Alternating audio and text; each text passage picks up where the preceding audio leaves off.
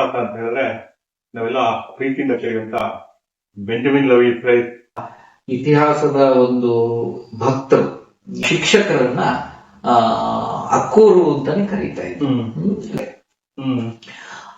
ಅಲ್ಲಿ ಹುಲೇಕಲ್ ಹೇಳುವಂತ ಒಂದು ಪ್ರದೇಶ. ಆ ಹುಲೇಕಲ್ ಕೂಡ ಒಂದು ಐತಿಹಾಸಿಕ ಪಟ್ಟಣ. ಹುಲೇಕಲ್ ಪದವಿಗೆ ಬಂದಿದ್ದು ಶಿರ್ಸಿಗೆ.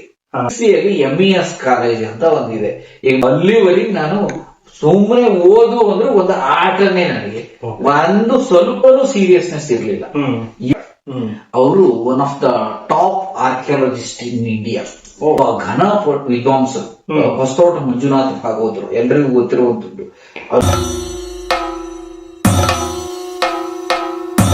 ನಮಸ್ಕಾರ. ನೋಡಿ, ಮಹಾನ್ ವ್ಯಕ್ತಿ ಇತಿಹಾಸ ಅಂತ ಹೇಳಿದ್ರೆ, ಉತ್ತರ ಕನ್ನಡದ ಇತಿಹಾಸ ಅಂತ ಹೇಳಿದ್ರೆ ನಾವೆಲ್ಲ ಪ್ರೀತಿಯಿಂದ ಕರೆಯುವಂತ ಬೆಂಜಮಿನ್ ಲವಿ ಪ್ರೈಸ್, ಮಹನೀಯರಿಗೆ ಹೋಲಿಕೆ ಮಾಡುವಂತ ಲಕ್ಷ್ಮೀ ಹೆಗಡೆ ಅಂತ ಅವ್ರ ಹತ್ರ ನಾವು ಬಂದಿದ್ದೀವಿ. ಬಹಳ ಪ್ರೀತಿಯಿಂದ ಬರಮಾಡ್ಕೊಂಡ್ರು. ನಾವು ಯಾರದೇ ಮನೆಗೆ ಹೋದ್ರೆ ಆ ಮನೆಯಲ್ಲಿ ನೀರು ಕೊಟ್ಟು ಜೊತೆಗೆ ಸಿಹಿಯನ್ನು ಕೊಡ್ತಾರೆ. ಸಿಹಿಯಾಗಿ ಮಾತಾಡೋಣ, ಒಳ್ಳೆ ವಿಚಾರಗಳನ್ನ ಮಾತಾಡೋಣ ಅಂತ. ಅದೇ ರೀತಿ ನಾವು ಸಹಿತ ಅವ್ರಿಗೆ ಸಿಹಿಯಾದ ಮಾತುಗಳನ್ನ ಕೇಳೋದಕ್ಕೆ ಸಿಹಿ ಕೊಡೋದ್ರ ಮೂಲಕ ಅವ್ರನ್ನ ಸ್ವಾಗತಿಸ್ತಾ ಇದ್ದೀವಿ. ದಯವಿಟ್ಟು ಮೈಸೂರು ಪಾಕಿನ ಸಿಹಿಯನ್ನ ನಾವು ತಗೊಳ್ಬೇಕು. ಹಾಗೆ ಪ್ರಶಸ್ತಿಗಳು ಒಬ್ಬ ಮನುಷ್ಯನ ಜ್ಞಾನದ ಆಳವನ್ನ ಅಳೆಯೋ ಸಾಧನಗಳಲ್ಲ. ಆದ್ರೆ ಒಂದು ಘಟನೆಯನ್ನ ಮಾತದೇ ಇರೋ ರೀತಿಯಲ್ಲಿ ಕಾಪಾಡ್ಕೊಳ್ಳೋಕೆ ಬರುವಂತ ಒಂದು ನೆನಪಿನ ಒಂದು ಕಾಣಿಕೆಗಳಾಗ್ತವೆ. ಅಂತಹ ಒಂದು ನೆನಪಿನ ಕಾಣಿಕೆಗಳನ್ನ ಅವರಿಗೆ ನೀಡ್ತಾ ಇದ್ದೀವಿ. ಅವ್ರ ಜ್ಞಾನದ ಯಾವುದೇ ಪ್ರಶಸ್ತಿಯಿಂದ ಅಳೆಯೋದಕ್ಕೆ ಸಾಧ್ಯ ಇಲ್ಲ. ಈ ಒಂದು ಮಾನಸ ಹೋಲಿಕೆಯನ್ನು ಸಹಿತ ಅವರಿಗೆ ಕೊಡ್ತಾ ಇದ್ದೀವಿ. ಸೊ ನಮ್ಮ ಮಾತುಕತೆಗೆ ಪ್ರೀತಿಯ ಸ್ವಾಗತ. ಹೆಸರಲ್ಲೇ ಇತಿಹಾಸದ ಊರನ್ನ ಇಟ್ಕೊಂಡ್ಬಿಟ್ಟಿದ್ದೀರ. ಶಿರ್ಸಿ ಅಂದ ತಕ್ಷಣನೇ ಬಹುಶಃ ನಮ್ಮಿಬ್ಬರ ಪರಿಚಯ ಇತಿಹಾಸದಿಂದಾನೇ ಆಯ್ತು. ಯಾವ್ದೋ ಒಂದು ವಿಚಾರದಲ್ಲಿ ತಮಗೆ ಒಂದು ಫೋನ್ ನಂಬರ್ ತಗೊಂಡು ನಮ್ಮ ಕಾಂಟ್ಯಾಕ್ಟ್ ಮಾಡಿದ ತಕ್ಷಣ ಬಹಳ ಆದರದಿಂದ ಮಾತಾಡಿದ್ರಿ, ಪ್ರೀತಿಯಿಂದ ಮಾತಾಡಿದ್ರಿ. ಇತಿಹಾಸದ ಬಗ್ಗೆ ನಂಟು ನಮ್ಗೆ ಹಾಕ್ಬಿಡಿತು. ಸರ್, ನಿಮ್ಗೆ ನಿಮ್ಮ ಬಾಲ್ಯ ಶಿರ್ಸಿ ಸಮೀಪದ ಸೋಂದ ಬಾಗ್ಲಕೊಪ್ಪದಲ್ಲಾಯ್ತು. ಸೊ ನಿಮ್ಮ ಬಾಲ್ಯದ ನೆನಪುಗಳನ್ನ ಅಲ್ಲಿಂದನೇ ಶುರು ಮಾಡೋಣ ಸರ್. ನಿಮ್ಮ ಜೀವನದ ಒಂದು ಪ್ರವೇಶನ ಹೇಗಾಯ್ತು, ಏನೇನೆಲ್ಲ ನಡೀತು ಅನ್ನೋದನ್ನ. ಬಾಲು ಸ್ಮೈಲ್ಸ್ ವೀಕ್ಷಕರಿಗೆಲ್ಲ ನಮಸ್ಕಾರ. ಬಾಲು ಸರ್ ಅವರು ಇದುವರೆಗೆ ತುಂಬಾ ದೊಡ್ಡ ದೊಡ್ಡ ಮಾತುಗಳನ್ನ ಆಡಿ ನನಗೆ ತುಂಬಾ ಭಾರ ಹಾಕ್ಸ್ಬಿಟ್ಟಿದ್ದಾರೆ, ನನ್ನನ್ನು ತುಂಬಾ ಭಾರ ಹಾಕ್ಸ್ಬಿಟ್ಟಿದ್ದಾರೆ. ಸೊ ಆ ಮಾತುಗಳೇ ಭಾರ ಅನಿಸ್ತಾ ಇದೆ ನನಗೆ. ಏನಿಲ್ಲ, ನಾವೆಲ್ಲ ಇತಿಹಾಸದ ಒಂದು ಭಕ್ತರು. ಇತಿಹಾಸದ ಮೇಲಿನ ಒಂದು ಭಕ್ತಿ ನಮ್ಮನ್ನ ಭೇಟಿ ಮಾಡಿಸಿದೆ ನಮ್ಮಿಬ್ಬರನ್ನೂ ಕೂಡ. ನನಗೆ ನೆನಪಿರೋ ಹಾಗೆ 2012 14 ವರ್ಷದ ಹಿಂದೆ, ಇಲ್ಲಿಗೆ 14 ವರ್ಷದ ಹಿಂದೆ ನಾನಾಗ ಸಿರ್ಸಿಯಲ್ಲಿದ್ದೆ. ಸಿರ್ಸಿ ಕಾಲೇಜಿನಲ್ಲಿ ನಾನು ಲೆಕ್ಚರರ್ ಆಗಿದ್ದೆ. ಆ ಸಂದರ್ಭದಲ್ಲಿ ಯಾವುದೋ ಒಂದು ಮಾಹಿತಿಗೋಸ್ಕರ ಅವ್ರು ನನ್ಗೆ ಫೋನ್ ಮಾಡಿ, ಅಲ್ಲಿಂದ ನಮ್ಮ ಸ್ನೇಹ ಬೆಳೆದು ಇಲ್ಲಿವರೆಗೆ 14 ವರ್ಷ ಆ ಸ್ನೇಹ ಗಟ್ಟಿ ಆಗ್ತಾ ಆಗ್ತಾ ಆಗ್ತಾ ಬಂದಿದೆ. ಅದು ಬಹಳ ಸಂತೋಷ ನನಗೆ. ಅಂತ ದೊಡ್ಡ ವ್ಯಕ್ತಿ ಅವರು ಈಗ ನನ್ನನ್ನ ಸಂದರ್ಶನ ಮಾಡ್ತಾ ಇದ್ದಾರೆ. ಆದ್ರೆ ಅವರು ಕೂಡ ಸಂದರ್ಶನಕ್ಕೆ ಅರ್ಹ ಇರುವಂತಹ ಒಬ್ಬ ಸಾಧಕರು. ಅವರು ಸರ್ಕಾರದ ಒಂದು ಘನವೆತ್ತ ಹುದ್ದೆಯಲ್ಲಿ ಇದ್ರೂ ಕೂಡ ಇತಿಹಾಸ ಮತ್ತು ಸಂಸ್ಕೃತಿಯ ಬಗೆಗಿನ ಪ್ರೇಮ ಏನಿದೆಯಲ್ಲ, ಅವರನ್ನ ತುಂಬಾ ಎತ್ತರಕ್ಕೆ ಕರೆದು ನಿಲ್ಲಿಸ್ತದೆ. ನಾವೆಲ್ಲ ಇತಿಹಾಸದ ಜೊತೆಗೆ ಇತಿಹಾಸವನ್ನೇ ಓದ್ಕೊಂಡು ಆ ಕೆಲಸ ಮಾಡ್ತಾ ಇದ್ರೆ, ಅವರು ಆ ಇತಿಹಾಸವನ್ನು ಓದದೆ ಸಂಸ್ಕೃತಿಯ ಚಿಂತನೆಯನ್ನ ಎಷ್ಟು ಆಳವಾಗಿ ಬೆಳೆಸ್ಕೊಂಡಿದ್ದಾರೆ, ಅದಕ್ಕೆ ಹ್ಯಾಟ್ಸ್ ಆಫ್ ಹೇಳಲೇಬೇಕು. ಹೀಗಾಗಿ ನಿಮಗೂ ಒಂದು ದೊಡ್ಡ ನಮನಗಳನ್ನ ಈ ಸಂದರ್ಭದಲ್ಲಿ ನಾನು ತಿಳಿಸ್ತಾ ನಿಮ್ಮ ಮೊದಲನೇ ಪ್ರಶ್ನೆಗೆ ಉತ್ತರ ಕೊಡುವ ಪ್ರಯತ್ನ ಮಾಡ್ತೇನೆ.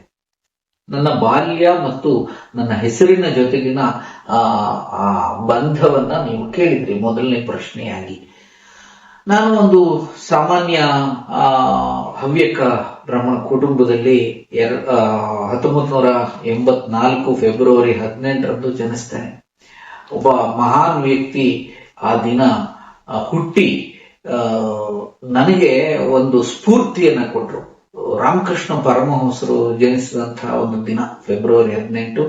ನನಗೆ ಅದೊಂದು ಸ್ಫೂರ್ತಿ.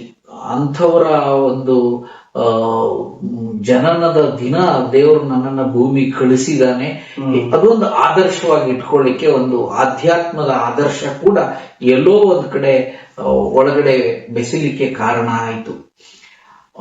ನಮ್ಮ ತಂದೆ ರಾಮಚಂದ್ರ ಹೆಗಡೆ, ತಾಯಿ ಮಮತಾ ಹೆಗಡೆ, ಇವರ ಮಗನಾಗಿ ಜನಿಸಿದೆ. ನಾನು ಪ್ರಥಮ ಪುತ್ರನಾಗಿ ಜನಿಸಿದೆ. ನನ್ನ ಬಾಲ್ಯ ಎಲ್ಲ ಸೋಂದಾದಲ್ಲೇ. ನಾನು ಓದಿದ್ದು ಕಾಸಪಾಲ್ ಶಾಲೆ. ಅಲ್ಲಿ ನಮ್ಮ ಮನೆಯಿಂದ 1.5 ಕಿಲೋಮೀಟರ್ ದೂರದಲ್ಲಿರುವಂತಹ ಕಾಸಪಾಲ್ ಹೇಳುವಂತ ಒಂದು ಗ್ರಾಮ. ಆ ಗ್ರಾಮದ ಹೆಸರಿನಲ್ಲಿ ಒಂದು ಶಾಲೆ, ಹಿಂದೆ ಅದು ಕಾಸಪಾಲ್ದಲ್ಲಿ ಆ ಶಾಲೆ ಇದ್ದಿದ್ರಿಂದ ಕಾಸಪಾಲ್ ಶಾಲೆ ಅಂತಾನೆ, ಹಿರಿಯ ಪ್ರಾಥಮಿಕ ಶಾಲೆ ಕಾಸಪಾಲ್ ಅಂತ. ಸೊ ಆ ಕಾಸಪಾಲ್ ಶಾಲೆಯಲ್ಲಿ ನಾನು ಅಂದ್ರೆ ಪ್ಯೂರ್ಲಿ ಗವರ್ಮೆಂಟ್ ಸ್ಕೂಲ್ ಅದು, ಹಳ್ಳಿಯ ಶಾಲೆಯಲ್ಲಿ ನಾನು ಓದಿದ್ದು. ನನಗೆ ಆ ಸಂದರ್ಭದಲ್ಲಿ ಕಲಿಸಿದ ಗುರುಗಳು ನೆನಪಿದೆ. ನಾವೆಲ್ಲ ಆಗ ಅಲ್ಲೆಲ್ಲ ಹಳ್ಳಿಗಳಲ್ಲಿ ಅಕ್ಕೋರು ಅಂತ ಕರೆಯೋದು. ಮೇಡಮು, ಮ್ಯಾಮು, ಟೀಚರ್ ಆತರ ಎಲ್ಲ ಏನಿಲ್ಲ, ಮಿಸ್ ಆತರ ಎಲ್ಲ ಏನಿಲ್ಲ. ಆಗ ನಾವು ಶುದ್ಧ ಕನ್ನಡದಲ್ಲಿ ನಮ್ಮ ಶಿಕ್ಷಕರನ್ನ ಅಕ್ಕೋರು ಅಂತಾನೆ ಕರೀತಾ ಇದ್ವಿ. ನಂಗೆ ಇನ್ನೂ ನೆನಪಿದೆ, ಸುಶೀಲ್ ಅಕ್ಕೋರು, ಆಮೇಲೆ ಬೀರಮ್ ಅಕ್ಕೋರು. ಅವರೆಲ್ಲ ಈಗ ಯಾವ ಸಂದರ್ಭದಲ್ಲಿ ಎಲ್ಲಿ ಇದ್ದಾರೋ ಗೊತ್ತಿಲ್ಲ, ನನಗೆ ಕಾಂಟ್ಯಾಕ್ಟೇ ಇಲ್ಲ. ಬಟ್ ಅವ್ರನ್ನ ನೆನಪಿಸ್ಕೊಳ್ಳೋ ಪ್ರಯತ್ನ, ಎಲ್ಲೋ ಒಂದು ನೆಪದಲ್ಲಿ ನೆನಪಿಸ್ಕೊಳ್ಳೋದು. ಆಮೇಲೆ ಗೋಸಾವಿ ಮಾಸ್ತರು ಅಂತ ಇದ್ರು, ಸರು ಇಲ್ಲ ಮಾಸ್ತರು ಅವಾಗ. ಗೋಸಾವಿ ಮಾಸ್ತರ್ ಇದ್ರು. ಇವರುಗಳ ಒಂದು ಏನು ಮಾರ್ಗದರ್ಶನದಲ್ಲಿ ಪಾಠ ಪ್ರಾರಂಭ ಆಯ್ತು. ನನ್ನ ಪಾಠ ಪ್ರಾರಂಭ ಆಗಿದ್ದು ಅಲ್ಲಿಂದ, 1ನೇ ಕ್ಲಾಸಿಂದ. ಅವಾಗ LKG, ನಮ್ಗೆಲ್ಲ LKG ಏನಿಲ್ಲ, 1ನೇ ಕ್ಲಾಸಿಂದ ಪ್ರಾರಂಭ. ಕಾಸಪಾಲ್ ಶಾಲೆಯಲ್ಲಿ 7ನೇ ಕ್ಲಾಸ್ ವರೆಗೆ ಮುಗಿಸಿದೆ. ಆಮೇಲೆ ಪ್ರೌಢ ಶಿಕ್ಷಣಕ್ಕೆ ಅಲ್ಲೇ ನಮ್ಮ ಮನೆಯಿಂದ ಒಂದು 5 ಕಿಲೋಮೀಟರ್ ದೂರದಲ್ಲಿರುವಂತ ಹುಲೇಕಲ್. ನಿಮ್ಗೆಲ್ಲ ಗೊತ್ತಿರತ್ತೆ, ನೀವು ಆ ಭಾಗದಲ್ಲೆಲ್ಲ ಓಡಾಡಿದವ್ರು, ನಿಮ್ಗೆಲ್ಲ ಗೊತ್ತಿರತ್ತೆ. ನಾನು ಹೇಳುವ ಎಲ್ಲ ಸ್ಥಳಗಳ ಪರಿಚಯ ನಿಮ್ಗೂ ಇರತ್ತೆ, ವೀಕ್ಷಕರಿಗೂ ಇವತ್ತು ಆಗತ್ತೆ. ಅಲ್ಲಿ ಹುಲೇಕಲ್ ಹೇಳುವಂತ ಒಂದು ಪ್ರದೇಶ. ಆ ಹುಲೇಕಲ್ ಕೂಡ ಒಂದು ಐತಿಹಾಸಿಕ ಪಟ್ಟಣ. ಹುಲೇಕಲ್ಲೂ ತುಂಬಾ ಐತಿಹಾಸಿಕ ಕುರುಹುಗಳಿದೆ. ಒಂದ್ ಕಾಲದಲ್ಲಿ ಇದು ಸುಮಾರು 400-450 ವರ್ಷದ ಹಿಂದೆ ಹುಲೇಕಲ್ಲು ಘಟ್ಟದ ಮೇಲಿನ ಒಂದು ಪ್ರಮುಖ ವ್ಯಾಪಾರಿ ಪ್ರದೇಶ, ಘಟ್ಟದ ಮೇಲ್ಭಾಗದಲ್ಲಿ. ಈಗ ಹುಲೇಕಲ್ ಅಂದ್ರೆ ಒಂದು ತಾಲೂಕಿನ ಮಾನ್ಯತೆಯೂ ಇಲ್ಲ, ಅತ್ಯಂತ ಸಾಮಾನ್ಯ ಒಂದು ಪ್ರದೇಶ ಆಗಿದೆ. ಅಲ್ಲಿ ಒಂದು ಹೈಸ್ಕೂಲು, ಕಾಲೇಜ್ ಎರಡೂ ಇದೆ, ಅಲ್ಲಿ PU. ಸೊ ನಾನು ಎರಡನ್ನೂ ಅಲ್ಲೇ ಮುಗಿಸ್ತೇನೆ. ಅಲ್ಲಿ ಆ ಶ್ರೀದೇವಿ ಶಿಕ್ಷಣ ಸಂಸ್ಥೆ ಅಂತ ಅದು. ಆ ಸಂಸ್ಥೆ ಈಗ ಸ್ವರ್ಣವಲ್ಲಿ ಮಠ ಆ ಸಂಸ್ಥೆಯನ್ನ ವಹಿಸ್ಕೊಂಡಿದೆ ಅದರ ಜವಾಬ್ದಾರಿ. ಆಗ ಅದು ಪ್ಯೂರ್ಲಿ ಅದು ಒಂದು ಏಡೆಡ್ ಸ್ಕೂಲ್ ಹಾಕೊಂಡಿತ್ತು, ಬೇರೆ ಆಡಳಿತ ಮಂಡಳಿ ಇತ್ತು. ಈಗ ಅದರ ಆಡಳಿತ ಮಂಡಳಿಯನ್ನ ಸ್ವರ್ಣವಲ್ಲಿ ಸ್ವಾಮೀಜಿಯವರು ಅದರ ಜವಾಬ್ದಾರಿಯನ್ನು ತಗೊಂಡು ತುಂಬಾ ಅದ್ಭುತವಾಗಿ ಮುನ್ನಡೆಸ್ತಾ ಇದ್ದಾರೆ. ಸೊ ಅಲ್ಲಿ ನನ್ನ ಪ್ರೌಢ ಶಿಕ್ಷಣ ಮತ್ತು ಪದವಿ ಪೂರ್ವ ಶಿಕ್ಷಣ ಎರಡೂ ಮುಗೀತು.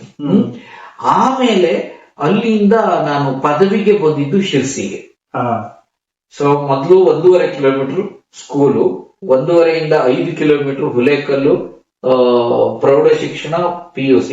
ಅಲ್ಲಿಂದ 18 ಕಿಲೋಮೀಟರ್ ನಮ್ಮ ಮನೆಯಿಂದ 18 ಕಿಲೋಮೀಟರ್ ಶಿರ್ಸಿಯಲ್ಲಿ MES ಕಾಲೇಜ್ ಅಂತ ಒಂದಿದೆ. ಈಗ ಬೆಂಗಳೂರಲ್ಲೂ ಒಂದು MES ಇದೆಯಲ್ಲ ಫೇಮಸ್, ಅದೇ ಹೆಸರಿನ ಒಂದು ಕಾಲೇಜ್ ಶಿರ್ಸಿಯಲ್ಲಿ ಕೂಡ ಇದೆ. ಬೆಂಗಳೂರು ಕಾಲೇಜಿಂದ ಹಳೆ ಕಾಲೇಜ್, ತುಂಬಾ ಹಳೆ ಕಾಲೇಜ್ ಅದು. ಅದು ಮೋಟಿನ್ ಸರದ ತಿಮ್ಮಪ್ಪ ಹೆಗಡೆ ಅವರು ಸ್ಥಾಪನೆ ಮಾಡಿದಂತ ಒಂದು, ಅವರು ಕಡವೆ ಹೆಗಡೆ ಅವರ ಸಮಕಾಲೀನರು. ಸೊ ಅವರ ಕಾಲೇಜಿಗೆ ಸೇರ್ಕೊಂಡೆ. ಅಲ್ಲಿ BA ಪದವಿಯನ್ನ ಮಾಡ್ತೇನೆ. ನನಗೆ ವಿಚಿತ್ರ ಅಂದ್ರೆ, ಇಂಥದ್ ಮಾಡು ಅಂತ ಹೇಳಿದವ್ರು ಯಾರಿಲ್ಲ ಆ ಟೈಮಲ್ಲಿ. ಯಾಕಂದ್ರೆ ನಮ್ಮ ತಂದೆಯವರು ಕೂಡ ಒಬ್ಬ ಅಪ್ಪಟ ಶುದ್ಧ ಕೃಷಿಕರಾಗಿದ್ರು. ಅವ್ರೇನು ಅಂತ ಎಜುಕೇಟೆಡ್ ಏನಲ್ಲ. ಈಗ ಅವರು ಒಂದು ಸುಸಂಸ್ಕೃತ ಕುಟುಂಬದ ಯಜಮಾನರಾಗಿದ್ದಂಥವ್ರು ಅಷ್ಟೇ. ಆದ್ರೆ ಯಕ್ಷಗಾನ ಭಾಗವತಿಕೆಯಲ್ಲೆಲ್ಲ ಒಬ್ಬ ಕಲಾವಿದರು. ಏನೇ ಆದ್ರೂ ಕೂಡ ಈ ಶಿಕ್ಷಣದ ಬಗ್ಗೆ ಅವರಿಗೆ ಅಂತ ಒಂದು ಪ್ರಬುದ್ಧತೆ ಇರಲಿಲ್ಲ. ಹೀಗಾಗಿ ನನಗೆ ಮಾರ್ಗದರ್ಶನ ಏನು ಸಿಗ್ಲಿಲ್ಲ. ಅಂದ್ರೆ ಈ ಯಾವ ಕೋರ್ಸ್ ಮಾಡ್ಬೇಕು, ಇಂಥದ್ದೇ ಓದು ಅದು ಏನು ಇಲ್ಲ, ಸುಮ್ಮನೆ ಬಂದಂಗ್ ಹೋಗ್ತಾ ಇದ್ದಿದ್ದು. ಏನೋ ನನ್ನ ಫ್ರೆಂಡ್ಸ್ ಹೇಳಿದ್ರು ಹೋಗಿದ್ದು ಅಷ್ಟೇ ಬಿಟ್ರೆ ಮತ್ತೆ ಎಂಥದ್ದು ಇಲ್ಲ. BA ತಗೊಂಡ್ವಿ. BA ದಲ್ಲಿ history, economics, political science, sociology ಇದು 4 ಓದಿದೆ. HEPS ಓದಿದೆ. ಓದ್ಕೊಂಡು ಆಮೇಲೆ ಡಿಗ್ರಿ ಮುಗೀತಾ. ಡಿಗ್ರಿ ಮುಗಿದ್ಮೇಲೆ ಮತ್ತೆ ಓದ್ಬೇಕು ಅಂತ ಅನ್ಸುತ್ತೆ. MA ಅಂತ ಮಾಡಿದ್ವಿ, ಮಾಸ್ಟರ್ ಆಫ್ ಆರ್ಟ್ಸ್ ಅಂತ. ಅಲ್ಲಿಂದ ಒಂದು ಅಂದ್ರೆ ಓದುವಿಕೆಯ ಬಗ್ಗೆ ನನಗೆ ಗಂಭೀರ ಚಿಂತನೆ ಪ್ರಾರಂಭ ಆಗಿದ್ದು MA ಅಲ್ಲಿ, ನಿಜ ಹೇಳಬೇಕಾದ್ರೆ. ಅಲ್ಲಿವರೆಗೆ ನಾನು ಸುಮ್ಮನೆ ಓದು ಅಂದ್ರೆ ಒಂದು ಆಟನೇ. ನನಗೆ ಒಂದು ಸ್ವಲ್ಪನೂ ಸೀರಿಯಸ್ನೆಸ್ ಇರ್ಲಿಲ್ಲ, ಏನೂ ಸೀರಿಯಸ್ನೆಸ್ ಇರ್ಲಿಲ್ಲ ನನಗೆ. ನಾನು PUC ಅಲ್ಲಿ ಮಾಡಿದ್ದು ಅಂದ್ರೆ ಬರೀ ಫ್ರೆಂಡ್ಸ್ ಗಳ ಜೊತೆ ತಿರುಗಿದ್ದು, ಮೂವೀಸ್ ಗಳು ನೋಡಿದ್ದು, ಆಮೇಲೆ ಕ್ರಿಕೆಟ್ ಹುಚ್ಚು ವಿಪರೀತ ಇತ್ತು ನನಗೆ. Start the match, start the match, look at that massive shot. Physics ವಿಪರೀತ ಕ್ರಿಕೆಟ್ ಹುಚ್ಚು ಈಗಲೂ ಇದೆ, ಬಟ್ ಆಡ್ಲಿಕ್ಕೆ ಆಗಲ್ಲ ಇರುತ್ತೆ, ನೋಡೋದಷ್ಟೇ. ಕ್ರಿಕೆಟ್ ಹುಚ್ಚು ವಿಪರೀತ ಇತ್ತು. ಹೀಗಾಗಿ ನಮ್ಮ ಭಾಗದಲ್ಲಿ ಟೂರ್ನಮೆಂಟ್ಗಳಾಗ್ತಿದ್ವು, ಕ್ರಿಕೆಟ್ ಟೂರ್ನಮೆಂಟ್. PUC ಡಿಗ್ರಿಯಲ್ಲಿ ನಾನು 5 ವರ್ಷ ಮಾಡಿದ ಕೆಲಸ ಇದೆ. ಕ್ರಿಕೆಟ್ ಟೂರ್ನಮೆಂಟ್ ಆಡಿದ್ವಿ. ಹೋಗೋದು, ಎಲ್ಲೇ ಟೂರ್ನಮೆಂಟ್ ಆದ್ರೂ ಹೋಗೋದು, ಆಟ ಆಡೋದು. ಅಲ್ಲಿ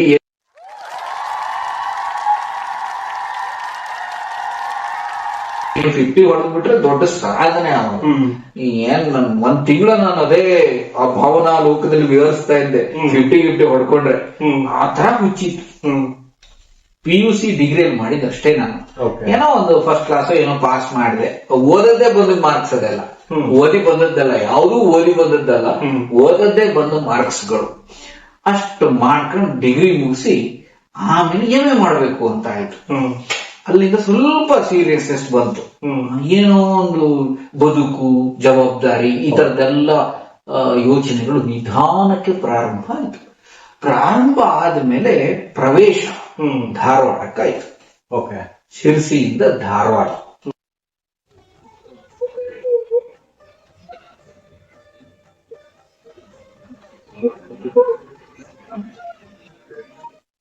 ಧಾರವಾಡಕ್ಕೆ ಬಂದು ಧಾರವಾಡದಲ್ಲಿ ಇತಿಹಾಸ ಮತ್ತು ಪ್ರಾಚ್ಯಶಾಸ್ತ್ರ, ಹಿಸ್ಟ್ರಿ ಅಂಡ್ ಆರ್ಕಿಯಾಲಜಿ. ಅಲ್ಲಿ MAದಲ್ಲೂ ಕೂಡ ನನಗೆ ಒಂದು ಸಣ್ಣ ಗೊಂದಲ ಇತ್ತು. ಯಾವ MA ಮಾಡ್ಬೇಕು ನನಗೆ? 2 ಇಷ್ಟ ಇತ್ತು ನನಗೆ. ಒಂದು ಐದರ್ ಕನ್ನಡ MA ಅಥವಾ ಹಿಸ್ಟ್ರಿ, 2 ಇತ್ತು. ಎಲ್ಲೋ ಒಂದ್ ಕಡೆ ಹಿಸ್ಟ್ರಿನೇ ಮಾಡ್ಬಿಡೋಣ ಅಂತ ಇದಾಗಿ ಹಿಸ್ಟ್ರಿಗೆ ಜಾಯಿನ್ ಆದೆ. ಅಲ್ಲಿ ಇತಿಹಾಸ ಮತ್ತು ಪ್ರಾಚ್ಯಶಾಸ್ತ್ರ ವಿಭಾಗಕ್ಕೆ ಪ್ರವೇಶ ಆಯಿತು. ಆ ಸಂದರ್ಭದಲ್ಲಿ ಅಲ್ಲಿ ನನಗೆ ಗುರುಗಳಾಗಿ ಸಿಕ್ಕದಂಥವರು ಡಾಕ್ಟರ್ ರವಿ ಕೋರಿಶೆಟ್ಟರ್. ಅವರು one of the top archaeologist in India. ಭಾರತದಲ್ಲಿ ಪ್ರಾಚ್ಯಶಾಸ್ತ್ರಜ್ಞರಲ್ಲಿ ಟಾಪ್ 10 ನಲ್ಲಿ ಬರುವಂತವ್ರು ಅವರು. ಅಷ್ಟು ಘನ ವ್ಯಕ್ತಿತ್ವದ ಶ್ರೇಷ್ಠ ಪ್ರಾಚ್ಯಶಾಸ್ತ್ರಜ್ಞರು. ಅವರ ಮಾರ್ಗದರ್ಶನ ಪ್ರಾರಂಭ ಆಯ್ತು ನನಗೆ. ಫಸ್ಟ್ ನನಗೆ ಇತಿಹಾಸ, ಸಂಶೋಧನೆ, ಆರ್ಕಿಯಾಲಜಿ ಇದರ ಬಗ್ಗೆ ಎಲ್ಲ ಒಂದು ಏನು ಪ್ರೀತಿ, ಆಸಕ್ತಿ ಅಂತ ಮೂಡ್ಲಿಕ್ಕೆ ಸ್ಟಾರ್ಟ್ ಆಗಿದ್ದು ಅಲ್ಲಿಂದ. ಆ ರವಿ ಕೋರಿಶೆಟ್ಟರ್ ಅವರ ಮಾರ್ಗದರ್ಶನ, ಅವರು ಪಾಠ ಮಾಡುವಂತಹ ವೈಖರಿ, ಅವ್ರ ಸ್ಟೈಲ್ ಆಫ್ ಟೀಚಿಂಗ್ ಬೇರೆ. ಅವರದ್ದು ಪ್ರೊನೌನ್ಸಿಯೇಷನ್ ಕೂಡ ಸ್ವಲ್ಪ UK ಸ್ಟೈಲ್ ಅಲ್ಲಿ ಪ್ರೊನೌನ್ಸಿಯೇಷನ್ ಸ್ಟೈಲ್ ಕೂಡ ಬೇರೆ ಇದೆ. It's a very very nice person. Very ಏನು ತುಂಬಾ ಒಂಥರ ಘನ ವ್ಯಕ್ತಿತ್ವ ಅವರದ್ದು. ಅವರ ಒಂದು ಪ್ರಭಾವ ಆಯ್ತು. ಸಂಶೋಧನೆ ಬಗ್ಗೆ ಏನೋ ಇದೆ, ಇದರಲ್ಲಿ ಎಸೆನ್ಸ್ ಇದೆ. ಏನೋ ಶಿಲಾಯುಗ, palaeolithic period, megalithic period, mesolithic period, neolithic period, ಆ ಕಾಲದ ಈಗ 50,000 ವರ್ಷಗಳ ಹಿಂದೆ ಜನರು ಹೇಗಿದ್ರು, ಆಗಿನ ಬದುಕು, ಇದೆಲ್ಲ ನನಗೆ ಒಂಥರ ಹುಚ್ಚಿಡಿಸ್ಬೋದು. ಏನೋ ಇದೆ ಈ ಸಬ್ಜೆಕ್ಟ್ ಅಲ್ಲಿ. ಅಲ್ಲಿಂದ ಶುರುವಾಯ್ತು ನನಗೆ ಇತಿಹಾಸದ ಆಸಕ್ತಿ. ನಿಜವಾಗಿ ಪ್ರಾರಂಭ ಆಗಿದ್ದು ನನಗೆ MA, ಟು ಬಿ ಫ್ರ್ಯಾಂಕ್. ಆಯ್ತಾ? ನಾವು ರವಿ ಕೋರಿಶೆಟ್ಟರ್ ಅವರಿಗೆ ಧನ್ಯವಾದ. ರವಿ ಕೋರಿಶೆಟ್ಟರ್ ಅವರಿಗೆ ನಾವು ಆಭಾರಿ. ಆಮೇಲೆ ಅಷ್ಟಾದ್ಮೇಲೆ ಅಲ್ಲಿ ಬೇರೆ ಬೇರೆ ಲೆಕ್ಚರ್ಸ್ ಗಳೆಲ್ಲ ಇದ್ರು, ಬಟ್ ನನಗೆ ತುಂಬಾ ಪರಿಣಾಮ ಆಗಿದ್ದವರು. ಆಮೇಲೆ ಅದೇ ವರ್ಷ ಅಲ್ಲಿ ಇನ್ನೊಂದು ಇಂಟಿಗ್ರೇಟೆಡ್ ಕೋರ್ಸ್ ತರ ಒಂದು ಮಾಡಿದೆ, ಶಾಸನಶಾಸ್ತ್ರ ಕೋರ್ಸ್ ಮಾಡಿದೆ, ಎಪಿಗ್ರಫಿ ಅಂತ ಮಾಡಿದೆ. ಬರೀ MA ಬೇಡ, ಅದ್ರ ಜೊತೆಗೆ ಒಂದು ಇಂಟಿಗ್ರೇಟೆಡ್ ಇರ್ಲಿ, ಸ್ಪೆಷಲ್ ಕೋರ್ಸ್ ಇರ್ಲಿ ಅಂತ ಅಲ್ಲೇ ಇತ್ತು ಅದು, ಅದರದ್ದೇ ಒಂದು ವಿಂಗ್ ಅದು. ಅಲ್ಲೇ ಕನ್ನಡ ಸಂಶೋಧನಾ ಸಂಸ್ಥೆ ಇತಿಹಾಸ ಪ್ರಾಚ್ಯಶಾಸ್ತ್ರ ವಿಭಾಗ, ಅದರ ಅಂಡರ್ ಶಾಸನಶಾಸ್ತ್ರ ವಿಭಾಗ ಇತ್ತು. ಸೊ ಅಲ್ಲೇ ಮಾಡ್ಕೊಂಡ್ಬಿಟ್ಟೆ, ರಿಜಿಸ್ಟ್ರೇಷನ್ ಮಾಡ್ಕೊಂಡು ಅಡ್ಮಿಷನ್ ಮಾಡ್ಕೊಂಡೆ. ಅಲ್ಲಿ ನನಗೆ ಒಂದು 3 ಗುರುಗಳು, ಡಾಕ್ಟರ್ R.M. ಷಡಕ್ಷರಯ್ಯ ಸರ್, ಆಮೇಲೆ ಹಿರೇಮಠ್ ಸರ್, ಕಡೆಕೋಡಿ ಸರ್ ಅಂತ ಅವರು, ಕಡ್ಕೋಡಿ ಸರ್ ಅಂತ ಅವ್ರು ಬರ್ತಾ ಇದ್ರು. ಆ ವಾರಕ್ಕೆ ಒಂದು 2-3 ದಿವಸ ಬಂದು ಶಾಸನ ಪಾಠ ಮಾಡಿ ಹೋಗ್ತಿದ್ರು. ಅಪೂರ್ವ ಶಾಸನ ಓದು. ಅವರೆಲ್ಲ ಪಾಪ ಬೆಳಕಿಗೆ ಬರ್ದೇನೆ ಹೋಗ್ಬಿಟ್ರು. ಅವರು ತೆರೆಮರೆಯಲ್ಲೇ ಇದ್ದಾರೆ, ಅವರೆಲ್ಲ ಬೆಳಕಿಗೆ ಬಂದಿಲ್ಲ.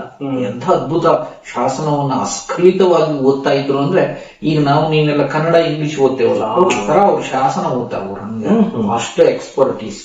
ಸೊ ಅವರ ಮಾರ್ಗದರ್ಶನ ಸಿಕ್ತು.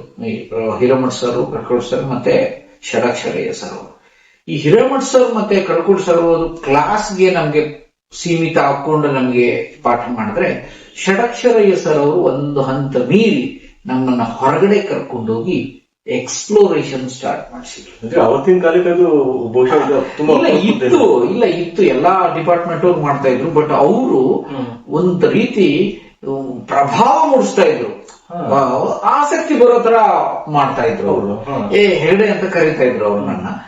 ಹೆಗಡೆ ಬಾರ ಹೋಗೋಣ, ಕರ್ಕೊಂಡು, ನನ್ನ ಸ್ವಲ್ಪ ವಿಶೇಷ ಪ್ರೀತಿ ಇತ್ತು ಅವ್ರಿಗೆ, ಕರ್ಕೊಂಡು ಹೋಗ್ತಾ ಇದ್ರು. ಎಕ್ಸ್ಪ್ಲೋರೇಷನ್ ಗೆಲ್ಲ ಕರ್ಕೊಂಡು ಹೋಗ್ತಾ ಇದ್ರು. ಅಲ್ಲಿ ನಾವು ಏನೋ ಒಂದು ಶಾಸನ ಕಂಡು ಹಿಡಿದ್ಬಿಟ್ನೆ ಏನೋ ಒಂದು ಟೈಮ್ ಅಲ್ಲಿ ಅದು ಒಂಥರ ಎಲ್ಲ ಶ್ಲಾಘನೆ ಮಾಡ್ಲಿಕ್ಕೆ ಸ್ಟಾರ್ಟ್ ಮಾಡಿದ್ರು. ಸೂಪರ್, ಕಂಗ್ರಾಚುಲೇಷನ್, ಅಭಿನಂದನೆ ಎಲ್ಲ ಹೇಳ್ತಾ ಇದ್ರು. ಒಂದು ಶಾಸನ ಕಂಡು ಹಿಡಿದ್ರೆ ಏನೋ ಇದೆ ಇದರಲ್ಲಿ, ಇದಕ್ಕೆ ಯಾಕೆ ಅಭಿನಂದನೆ, ಏನು ಅವಾರ್ಡ್ ಬಂತ ನನಗೆ ಅಥವಾ ಏನೋ ಒಂದು ದೊಡ್ಡ ಜಾಬ್ ಸಿಗ್ತಾ, ಆದ್ರೆ ಇವರೆಲ್ಲ ನಂಗೆ ಅಭಿನಂದನೆ ಹೇಳ್ತಾ ಇದಾರಲ್ಲ, ಏನೋ ಇದೆ, ಇದು ಒಂದು ವಿಶೇಷ. ಒಂದು ಶಾಸನ ಕಂಡು ಹಿಡಿಯುವುದು, ಪತ್ತೆ ಹಚ್ಚುವುದು ಒಂದು ವಿಶೇಷ. ಅದ್ರ ಮೇಲೆ ಆ ಸಂದರ್ಭದಲ್ಲಿ ನನ್ನ 21-22ನೇ ವರ್ಷ, ಆ ಟೈಮ್ ಅಲ್ಲಿ ಒಂದು ಶಾಸನವನ್ನ ನಾವು ಎಕ್ಸ್ಪ್ಲೋರೇಷನ್ ಹೋದಾಗ ಕಂಡು ಹಿಡಿದಕ್ಕೆ ನಮ್ಗೆ ಗುರುಗಳನ್ನ ಶಬಾಸ್ ಹೇಳಿ ಏನು ಅಭಿನಂದನೆ ಸಲ್ಲಿಸಿದ್ರಲ್ಲ, ಅದು ಸಾರ್ಟ್ ಆಫ್ ಇನ್ಸ್ಪಿರೇಷನ್. ಇದು ಒಂಥರ ನನ್ಗೇನೋ ಒಂದು ಖುಷಿ ಅನಿಸ್ಬಿಡ್ತದ. ನನ್ಗೇನೋ ಒಂದು ಎಷ್ಟು 450 ವರ್ಷದ ಹಿಂದಿನ ಒಂದು ಶಾಸನ ಕಂಡು ಹಿಡಿದ್ಬಿಟ್ಟೆ ನಾನು ಅಂತ ಭಯಂಕರ ಖುಷಿ ಅನ್ಸ್ಬಿಡ್ತದ. ಸೊ ಅಲ್ಲಿಂದ ನಾನು ಒಬ್ಬ ಸಂಶೋಧಕ ಆಗಬೇಕು. ಸೊ ರವಿ ಕೋರಿ ಶೆಟ್ರು ಆಸಕ್ತಿಯನ್ನು ಮೂಡಿಸಿದ್ರು.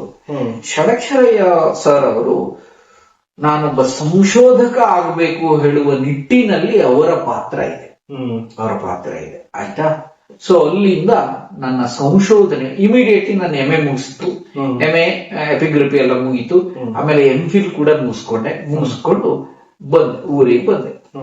ಊರಿಗೆ ಬಂದಾಗ ನನ್ಗೆ ನೆಟ್ ಸ್ಲೆಟ್ PhD ಅನ್ನ ಮಾಡಬೇಕು ಹೇಳುವಂತ ಒಂದು ಆಸಕ್ತಿ ಬರಲೇ ಇಲ್ಲ. ಯಾಕೋ ಏನೋ ಜಾಬ್ ಸೇರ್ಕೊಂಡ್ಬಿಡ್ಬೇಕು ಅನ್ಸ್ತು. ಅಲ್ಲಿ ಒಂದು ಕಾಲೇಜ್ ಕಾಲ್ ಮಾಡಿದ್ರು, ತಾತ್ಕಾಲಿಕ ಉಪನ್ಯಾಸಕನಾಗಿ ಸೇರ್ಕೊಂಡೆ, ಟೆಂಪ್ರರಿ ಲೆಕ್ಚರರ್ ಆಗಿ, ಗೆಸ್ಟ್ ಲೆಕ್ಚರರ್ ಆಗಿ ಸೇರ್ಕೊಂಡೆ. ಎಲ್ಲಿ ಅಂತಂದ್ರೆ ಫಸ್ಟ್ ನಾನು ಜಾಯಿನ್ ಆಗಿದ್ದು MGC ಕಾಲೇಜ್ ಸಿದ್ದಾಪುರ. ರಾಮಕೃಷ್ಣ ಹೆಗಡೆ ಅವರ ಬ್ರದರ್ ದೊಡ್ಡಮನೆ ಗಣೇಶ್ ಹೆಗಡೆ ಅವರು ಸ್ಥಾಪನೆ ಮಾಡಿದಂತ ಕಾಲೇಜ್ ಅದು. ಅದಕ್ಕಿಂತ ಮೊದಲು ನಾನು ಸುಮ್ನೆ ಒಂದು ಎಕ್ಸ್ಪೀರಿಯನ್ಸ್ ಆಗ್ಲಿ ಅಂತ ನಾನು ಏನು PUC ಓದಿದ್ನಲ್ಲ, ಅಲ್ಲಿ ಹೋಗಿ ಒಂದು ತಿಂಗಳೋ 2 ತಿಂಗಳು ಸುಮ್ನೆ ಪಾಠ ಮಾಡಿದೆ, ವಿತೌಟ್ ಸ್ಯಾಲರಿ ಪಾಠ ಮಾಡಿದೆ. ಸುಮ್ನೆ ಕಲಿಬೇಕು, ಪಾಠ ಮಾಡುವುದು. ಅದೇ ಕಾಲೇಜ್ ನಾನು ಓದಿದ ಕಾಲೇಜ್ನಲ್ಲೇ, ಹುಲೇಕಲ್ ಕಾಲೇಜ್ ಅಲ್ಲೇ ಹೋಗಿ ಸುಮ್ನೆ 1-2 ತಿಂಗಳ ಪಾಠ ಮಾಡಿದೆ. ಪಾಠ ಮಾಡಿ ಆಮೇಲೆ ಇವ್ರು ಕಾಲ್ ಮಾಡಿದ್ರ, ಬೇಕು ನಮ್ಗೆ ಲೆಕ್ಚರ್ ಅಂತ, ಹಿಸ್ಟ್ರಿ ಲೆಕ್ಚರ್ ಬೇಕು ಅಂತ. ಅಲ್ಲಿ ಅಪ್ಲೈ ಮಾಡಿದ್ರೆ ಸೆಲೆಕ್ಷನ್ ಆಗೋಯ್ತು. 23ನೇ ವರ್ಷಕ್ಕೆ ಲೆಕ್ಚರ್ ಆದ, 22-23ನೇ ವರ್ಷಕ್ಕೆ ಲೆಕ್ಚರ್ ಆಗ. ಅಲ್ಲಿ ಹೋದ ತಕ್ಷಣ ನನಗೆ ಡಿಗ್ರಿ ಕೊಟ್ಬಿಡ್ಬೇಕಾ? ಅವ್ರಕ್ಕಿಂತ ಸ್ಟೂಡೆಂಟ್ಗಿಂತ 1-2-3 ವರ್ಷ ದೊಡ್ಡವ್ರು. ಅವರೆಲ್ಲ 19 ವರ್ಷ ಇದ್ರೆ ನನ್ಗೊಂದು 22 ವರ್ಷ. 3 ವರ್ಷ ಸ್ಟೂಡೆಂಟ್ಗೂ ನನ್ಗೂ ಅಂತರ. ತಕ್ಷಣ ನಾನು ಹೋಗಿ ಪಾಠ ಮಾಡಿದ್ದೆ ಡಿಗ್ರಿ ಫೈನಲ್ ಮಕ್ಕಳಿಗೆ. ಅವು 1-2 ದಿವಸ ಸ್ವಲ್ಪ ಶೇಕ್ ಆಯ್ತು. ಆಮೇಲೆ ಗ್ರಿಪ್ ತಗೊಂಡು ಅಲ್ಲಿಂದ ಸ್ಟಾರ್ಟ್ ಆಯ್ತು. ಹಾಗೆ ಬೇರೆ ಬೇರೆ ಕಾಲೇಜುಗಳನ್ನೆಲ್ಲ ಮಾಡ್ತಾ ಅದ್ರ ಮಧ್ಯದಲ್ಲಿ ಅಧ್ಯಾಪನದ ಜೊತೆ ಸಂಶೋಧನೆ ಸ್ಟಾರ್ಟ್ ಮಾಡಿದೆ. ಈಗ ನಾನು ಇಲ್ಲಿ ಕುತ್ಕೊಂಡು ಬಾಲು ಸರ್ ನನ್ನನ್ನ ಮಾತಾಡಿಸ್ತಾ ಇದ್ದಾರೆ, ಇದರ ಹಿಂದಿನ ಕಾರಣ ನನ್ನ ಇತಿಹಾಸದ ಸಂಶೋಧನೆ. ನನ್ನ ಜಾಬ್ ಅಲ್ಲ, ನನ್ನ ವೃತ್ತಿಯಿಂದ ನಾನು ಇಲ್ಲಿ ಕೂತಿಲ್ಲ, ನನ್ನ ಪ್ರವೃತ್ತಿಯಿಂದ ಕೂತ್ಕೊಂಡು ಮಾತಾಡ್ತಾ ಇದ್ದೇನೆ. ಹೀಗಾಗಿ ನಾನು ಹೇಳುವುದೇನು, ಎಲ್ಲರಿಗೂ ಹೇಳುವುದೇನು ಅಂದ್ರೆ, ವೃತ್ತಿಯಷ್ಟೇ ಪ್ರವೃತ್ತಿಗೂ ಪ್ರಾಮುಖ್ಯತೆ ಕೊಡಿ. ಅದು ನಿಮ್ಮ ಬದುಕಿಗೆ ಒಂದು ಜೀವಸೆಲೆ ಆಗುತ್ತದೆ. ಹೌದು, ಜೀವಸೆಲೆ ಆಗುತ್ತದೆ. ಇಲ್ಲದೆ ಹೋದ್ರೆ ಸುಮ್ಮನೆ ಸ್ಯಾಲ್ರಿ ಬರುತ್ತೆ, ಜೀವನ ಮಾಡ್ಕೊಂಡು ಹೋಗ್ತೀವಿ ಅಷ್ಟೇ. ಯಾರೋ ಏನೋ ಗೊತ್ತಿರಲ್ಲ. ಆದ್ರೆ ಪ್ರವೃತ್ತಿ ಸಮಾಜಕ್ಕೆ ನಮ್ಮನ್ನು ಪರಿಚಯಿಸುತ್ತೆ. ಪ್ರವೃತ್ತಿ, ವೃತ್ತಿ ಪರಿಚಯಿಸಲ್ಲ. ಎಲ್ಲ ವೃತ್ತಿಗಳು ಪರಿಚಯಿಸಲ್ಲ. ಈಗ DC ಆಗಿದ್ರೆ ವೃತ್ತಿನೇ ಪರಿಚಯಿಸುತ್ತೆ. ಆದ್ರೆ ಸಾವಿರಾರು ವೃತ್ತಿಗಳಿದೆ. ಆ ಎಲ್ಲ ವೃತ್ತಿಗಳು ಸಮಾಜಕ್ಕೆ ನಮ್ಮನ್ನ ಪರಿಚಯ ಮಾಡಲ್ಲ. ಸಮಾಜಕ್ಕೆ ನಮ್ಮನ್ನ ಪರಿಚಯ ಮಾಡುವುದು ನಮ್ಮ ಪರಿಶ್ರಮ, ನಮ್ಮ ಪ್ರತಿಭೆ, ನಮ್ಮ ಸಾಧನೆ, ನಮ್ಮ ಪ್ರವೃತ್ತಿ. ಇವೇ ನಮ್ಮನ್ನ ಪರಿಚಯ ಮಾಡುವುದು. ಹೀಗಾಗಿ ನಾನು ಕಾಲೇಜಿನ ಉಪನ್ಯಾಸಕನಾಗಿ ಇದ್ದುಕೊಂಡೆ ನಾನು ನಿರಂತರ ಉತ್ತರ ಕನ್ನಡ ಜಿಲ್ಲೆಯ ಹಳ್ಳಿಗಳಿಗೂ ಭೇಟಿ ಕೊಡೋದು. ಯಾರೇ ಕರೆದು ಏನಿದೆ ಅಂದ್ರೂ ಹೋಗೋದು. ಅದರಿಂದ ನಂಗೆ ಏನು ₹1 ಬರ್ತಾ ಇರ್ಲಿಲ್ಲ. ಒಟ್ಟು ನಾನೇ ಖರ್ಚು ಮಾಡ್ಕೊಂಡು ಹೋಗೋದು, ಅಲ್ಲಿ ಸಂಶೋಧನೆ ಮಾಡುವುದು. ಶಾಸನ ಇದೆ ಅಂದ್ರೆ ಹೇಳೋದು, ಹೋಗೋದು, ಪಾಠ ಅಲ್ಲಿ ಆ ಶಾಸನ ಪಾಠ ಓದುವುದು, ಅದನ್ನ ಪಬ್ಲಿಷ್ ಮಾಡುವುದು, ಪತ್ರಿಕೆ ಕೊಡುವುದು, ಜನರಿಗೆಲ್ಲ ತಿಳಿಸುವುದು. ಇದನ್ನ ನಿರಂತರವಾಗಿ ಮಾಡಿ ಕಳೆದ ಒಂದು 20 ವರ್ಷ ಆಯ್ತು. ಈಗ ನಾನು 2 ದಶಕ ಆಯ್ತು ಈ ಕೆಲಸದಲ್ಲಿ. ಸೊ ಉತ್ತರ ಕನ್ನಡ ಜಿಲ್ಲೆಯ ನನ್ನ ಈ ಸಂಶೋಧನೆಯ ಕರ್ಮಭೂಮಿಯನ್ನಾಗಿ ಮಾಡಿಕೊಂಡು ಅನೇಕ ಇದುವರೆಗೆ ಶಾಸನ, ಶಿಲ್ಪ, ವೀರಗಲ್ಲು, ಸಣ್ಣ ಪುಟ್ಟ ದೇವಾಲಯಗಳು, ಕುರುಹು, ಆಲ್ಮೋಸ್ಟ್ ಎಲ್ಲ ಹಳ್ಳಿಗಳಿಗೂ ಸಂಚಾರ ಮಾಡಿ ಕ್ಷೇತ್ರಾನ್ವೇಷಣೆ ಮಾಡಿಕೊಂಡು ಈಗ ಒಂದು ಹಂತಕ್ಕೆ ಉತ್ತರ ಕನ್ನಡ ಜಿಲ್ಲೆಯ ಅದೇ ನೀವು ಹೇಳಿದ್ರಲ್ಲ ಆ ತರ ಕರೆಸ್ಕೊಳ್ಳುವಂತ ಒಂದು ದೇವರ ಅನುಗ್ರಹವನ್ನ ಪಡ್ಕೊಂಡೆ. ನಮ್ಗೆ ಸೋಂದಾ ತಮ್ಮ ಹೆಸರಲ್ಲೇ ಇದೆ. ಸೋಂದಾ ಅಂತ ಬಂದ ತಕ್ಷಣ ಅದಕ್ಕೆ ಸಾಕಷ್ಟು ಬೇರೆ ಬೇರೆ ನಂಗೆ ಅದೇ ನೀವು ಹೆಸರಿನ ಒಂದು ಕೇಳಿದ್ರಿ ನೀವು ಅಲ್ಲಿ ಯಾವಾಗ. ನನ್ಗೆ ಯಾಕೆ ಹಂಗ ಇಟ್ಕೋಬೇಕು, ನಾನು ಬಾಡ್ಲಿಕೊಪ್ಪ ಅಂತ ಇಟ್ಕೊಂಡಿಲ್ಲ. ದಕ್ಷಿಣ ಕಡೆ ಬಾಡ್ಲಿಕೊಪ್ಪ ಇಟ್ಕೋಬೇಕಿತ್ತು, ಇಟ್ಕೋಬೇಕಿತ್ತು. ನಾನು ಇಟ್ಕೊಂಡಿಲ್ಲ. ಯಾಕೆ ಅಂದ್ರೆ ಬಾಡ್ಲಕೊಪ್ಪ ಅದು ಸೋಂದಾದ ಒಳಗಿರುವಂತ ಒಂದು ಮಜಿರೆ, ಅದು ಸಣ್ಣದು. ಆದ್ರೆ ಸೋಂದ ಒಂದು ಕಾಲದಲ್ಲಿ ಇಡೀ ಉತ್ತರ ಕನ್ನಡ ಜಿಲ್ಲೆಯ ಮೂರ್ಧನ್ಯ ಸ್ಥಾನ. ಇಡೀ ಉತ್ತರ ಕನ್ನಡ ಜಿಲ್ಲೆಯ ಪ್ರಮುಖ ಸ್ಥಾನ ಸೋಂದ. ಒಂದು ಕಾಲದಲ್ಲಿ ನನ್ನ ಹೆಸರಿಂದ ನನ್ನ ಊರ್ಗೂಡಿಸ್ಕೊಡ್ತು. ಇದು ನನಗೆ ಒಂದು ಕನಸಾಗ್ಬಿಡ್ತು. ಅದು ಏನೋ ಗೊತ್ತಿಲ್ಲ, ಅದು ದೇವರ ದಯದಿಂದ ಆಯ್ತು. ನಾನು ದೇವರಿಗೆ ಎಷ್ಟು ಆಭಾರಿಯಾಗಿದ್ರು ಸಾಲದು. ಅಂದ್ರೆ ಒಂದು ನಂಗಾಗ್ಲೇ ಒಂದು ಇಟ್ಕೊಂಡು ನಾನು ಸಂಶೋಧನೆ ಪ್ರಾರಂಭ ಮಾಡಿದ್ಮೇಲೆ ನಾನು ಹೀಗೆ ಇಟ್ಕೋಬೇಕು. ಮುಂದೊಂದು ಟೈಮಲ್ಲಿ ಇನ್ನೊಂದು 20-30 ವರ್ಷಕ್ಕೆ ಸೋಂದ ಅಂದ ತಕ್ಷಣ ಜನರಿಗೆ ನನ್ನ ಚಿತ್ರ ಬರ್ಬೇಕಲ್ಲ ಮನಸ್ಸಲ್ಲಿ. ಅಷ್ಟೇ ಕೆಲಸ ನಾನು ಮಾಡ್ಬೇಕು. ಹೌದು, ಅಷ್ಟೇ ಕೆಲಸ ಮಾಡಿರ್ಬೇಕು. ನಾನು ಸೋಂದಾದ ಇತಿಹಾಸಕ್ಕೆ ಸಂಬಂಧಪಟ್ಟೆ ಅಷ್ಟು ಕೆಲಸ ಮಾಡ್ಬೇಕು. ಅದೇ ತೀರ್ಮಾನ ಮಾಡ್ಕೊಂಡು ಅದೇ ನಿಟ್ಟಿನಲ್ಲಿ ಇಟ್ಕೊಂಡ ಹೆಸರು. ನನಗೆ ಹೆಸರಿಟ್ಟವರು ಕೂಡ ಏನಂದ್ರೆ ಲಕ್ಷ್ಮೀಶ್ ಅಂತ ಹೆಸರಿಟ್ಟವರು ಕೂಡ ಅದು ಬಾಲ್ಯದಲ್ಲೇ ತಗೋಬೇಕಿತ್ತು. ನಾನು ಒಬ್ಬ ಘನ ವಿದ್ವಾಂಸರು, ಹೊಸತೋಟ ಮಂಜುನಾಥ ಭಾಗವತರು, ಎಲ್ರಿಗೂ ಗೊತ್ತಿರುವಂತದ್ದು. ಅವ್ರಿಗೆ ಆಕ್ಚುಲಿ ಇದ್ದಿದ್ರೆ ಈಗ ಪದ್ಮಶ್ರೀನೋ ರಾಷ್ಟ್ರ ಪ್ರಶಸ್ತಿನೋ ಬರ್ಬೇಕಿತ್ತು. ಅವ್ರು ಈಗಿಲ್ಲ, ನಮ್ಮ ನಡುವೆ ಇಲ್ಲ. ಅವರು ಒಬ್ಬ ಬ್ರಹ್ಮಚಾರಿ. ಯಕ್ಷಗಾನ, ತಾಳೆಗರಿ, ತಿಗಳಾರಿ ಅದೆಲ್ಲ ಪಕ್ವವಾಗಿ ಬರ್ತಾ ಇದ್ದಂತ ಒಬ್ಬ ವಿದ್ವಾಂಸರು. ಅವರು ನನಗೆ ಆ ಹೆಸರನ್ನ ಸೂಚನೆ ಕೊಟ್ರಂತೆ ನಮ್ಮ ತಂದೆಯವರಿಗೆ, ಈ ಹೆಸರಿಡಿ ಅಂತ. ರೈಟ್ ಆಗ್ಲಿ ಅನ್ನೋ ಆಶಯದಲ್ಲಿ ಇಟ್ಟಿದ್ದ ಹೆಸರು ನೋಡಿ. ವಿಚಿತ್ರ, ಅದು ಕಾಕತಾಳಿ ಎಂಬಂತೆ ಆಯ್ತು. ಅದು